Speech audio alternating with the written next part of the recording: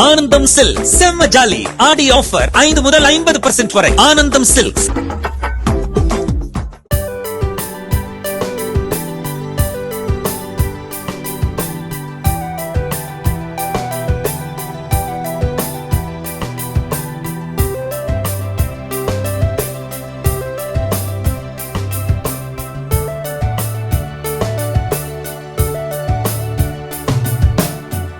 கோவை துடியலூரில் சரஸ்வதி சுவாமிநாதன் என்பவரது வீட்டில் ஆண்டுக்கு ஒருமுறை மட்டுமே இரவில் மட்டும் பூக்கும் நிசாகந்தி பூ பூத்துள்ளது. அதனை அருகில் உள்ளவர்கள் ஆர்வமுடன் வந்து பார்த்து செல்கின்றனர். வீட்டில் உள்ளவர்கள் நிசாகந்தி பூவிற்கு கற்பூரம் காட்டி ஆரத்தி எடுத்து வணங்கினர்.